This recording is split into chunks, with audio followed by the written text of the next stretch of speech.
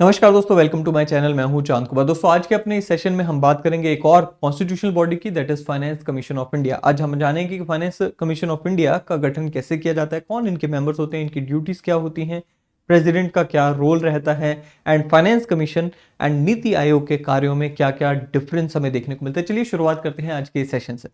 अगर finance commission की मैं बात करूं, देखिए ये एक कॉन्स्टिट्यूशनल बॉडी है, क्वासी जुडिशियल बॉडी है, एंड हर 5 वर्षों में फाइनेंस कमीशन का गठन किया जाना अनिवार्य है। President is duty bound to form a finance commission within 5 years. 5 years से पहले भी बना सकते हैं, लेकिन 5 वर्ष पूरे होने से पहले पहले बनाया जाना अनिवार्य है।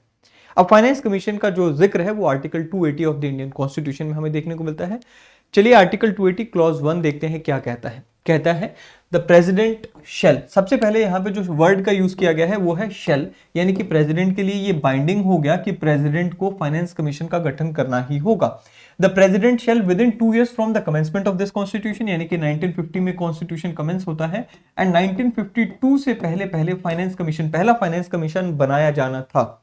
दूसरा क्या कहता है, and thereafter at the expiration of every 5th year और at such earlier times as the president consider necessary by order constitute a finance commission.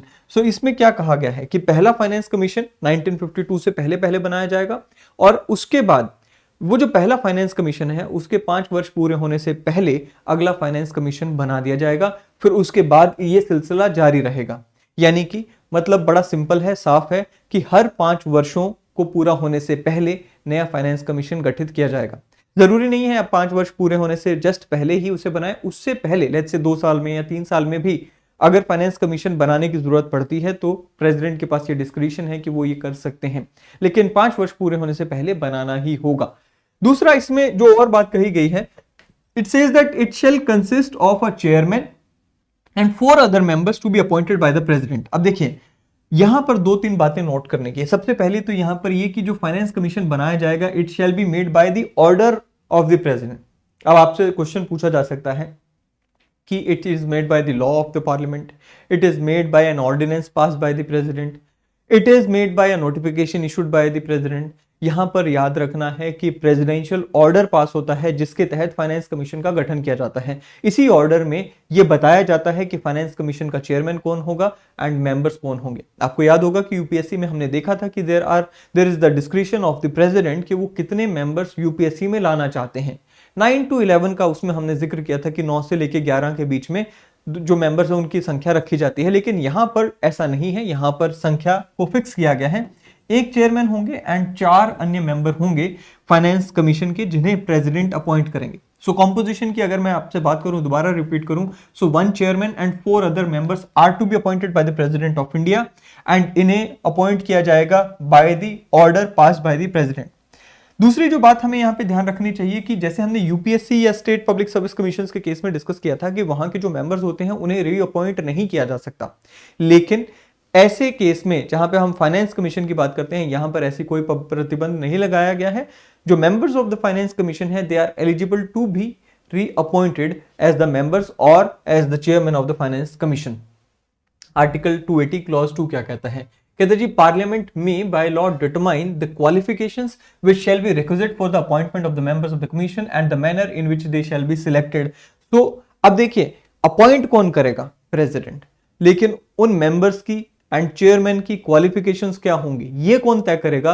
ये यहां पे पार्लियामेंट के पास पावर दी गई कि पार्लियामेंट कानून के द्वारा तय करेगी।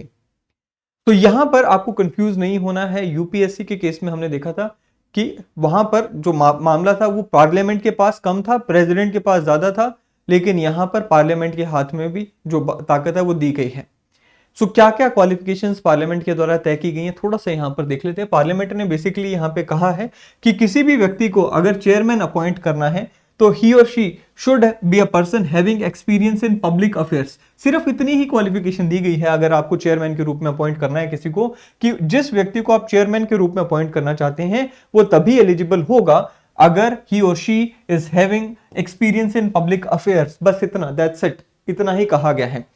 अब जो 4 मेंबर्स हैं उनके लिए क्या क्वालिफिकेशंस दी गई हैं? सबसे पहले तो कहता जी अ जज ऑफ हाई कोर्ट और 1 qualified to be appointed as a जज ऑफ हाई कोर्ट। सो या तो आप जज ऑफ हाई कोर्ट होने चाहिए, या you should be qualified to become a जज of high court, then also you can be appointed as the member of the finance commission. और या फिर आप ऐसे पर्सन होने चाहिए who is having specialised knowledge of finance and accounts of the government. So ऐसा कोई व्यक्ति जिसने गवर्नमेंट के फाइनेंस या फिर गवर्नमेंट के जो लेट्स से अकाउंट्स है उन्हें हैंडल किया है, उन व्यक्तियों को यहां पर प्रेफरेंस दी जाती है। और a person who has wide experience in financial matters and administration, ऐसे व्यक्ति को भी आप एलिजिबल मानते हैं to become a member of finance commission. या फिर a person who has special knowledge of economics. तो ऐसे सभी व्यक्ति जो ये चार में से कोई एक क्वालिफिकेशन भी फुलफिल करते हैं, ऐसे लोगों को आप एलिजिबल मानते हैं to become member of the finance commission. So ये संख्या फिक्स, क्वालिफिकेशन हमने देख ली। अब आगे बढ़ते हैं, आर्टिकल 280 क्लॉज 3 क्या कहता है। ये बात करता है कि duty of the finance commission क्या होगी। कहता है जी, it shall be the duty of the commission to make recommendations as to the president as to, क्या क्या ड्यूटीज होंगी, इन्हें एक रिकमेंडेशन, कुछ रिकमेंडेशंस देनी है। किसको? प्रेसिडेंट को रिकमेंडेशंस देनी है। किन मुद्दों पे रिकमेंडेशंस देनी है वो आर्टिकल 280 क्लॉज 3 में बताए गए हैं, मैंने सिंप्लीफाई करके आपके सामने रखे हैं। पहला क्या है कि किस तरह से distribution of the net proceed of the taxes to be shared between the centre and the states and the allocation between the states of respective shares of the such proceeds.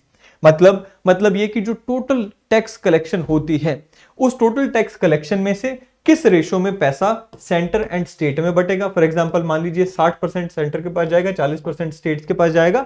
इसके बाद कहता है जी, स्टेट्स में ये जो 40% पैसा है ये फर्दर कैसे बटेगा सभी स्टेट्स में, ये भी जो है रिकमेंडेशन किसके द्वारा दी जाएगी? फाइनेंस कमीशन के द्वारा दी जाएगी। दूसरी रिकमेंडेशन क्या है? कहते हैं जी, the principle that should follow or that should govern grant and aid to the states by the center, that is out of the consolidated fund of India। अब कंसोलिडेटेड फंड ऑफ इंडिया से एक तो हो गया tax की proceeds, वो अलग है। दूसरा हो गया ग्रांट एंड एड। अब देखिए, ग्रांट जो होती है ये सरकार की तरफ से, सेंट्रल की गवर्नमेंट की तरफ से सहायता दी जा रही है स्टेट्स को, सो ये अधिकार नहीं है। बट हाँ, किन प्रिंसिपल्स को फॉलो किया जाएगा, कौन सी स्टेट को आप तवज्जो देंगे जब आप ग्रांट एंड एड दे रहे हैं out of the consolidated fund of India, वो प्रिंसिपल्स भी यहां पर समझाए जाते हैं, यानी कि इनके द्वारा रिकमेंड किए जाते हैं। तीसरा क्या है? The measures needed to augment the consolidated fund of state to supplement the resources of panchayats and municipalities in the state on the basis of the recommendations made by the state finance commission। अब देखिए, इस line को थोड़ा सा reverse में पढ़ते हैं। सबसे पहले क्या होता है? स्टेट फाइनेंस कमीशन की ये ड्यूटी होती है कि वो स्टेट गवर्नमेंट को रिकमेंड करते हैं कि वो किस तरह से कितना पैसा पंचायतों को एंड म्यूनिसिपैलिटीज को दें, किस रेशो में पैसा दें, इसके ऊपर वो यहाँ पे अपनी रिकमेंडेशन देते हैं।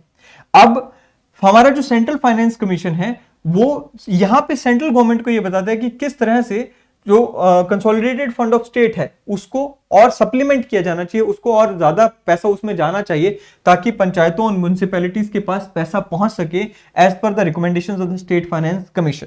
एंड चौथा यहां पे कहा गया है कि अगर प्रेसिडेंट चाहें तो कोई और matter in the interest of sound finances of the country, president अगर चाहें तो ऐसा कोई मैटर फाइनेंस कमीशन को दे सकते हैं जिसपे फाइनेंस कमीशन को अपनी रिकमेंडेशंस देनी होंगी। सो ये चार मुद्दे हैं जिसके ऊपर फाइनेंस कमीशन ऑफ इंडिया की रिकमेंडेशंस ली जाती हैं। अब बात करते हैं आर्टिकल 280 क्लॉज 4 क्या कहता है। The commission shall determine their procedure and shall have such powers in the performance of their functions as parliament may by law confer on them.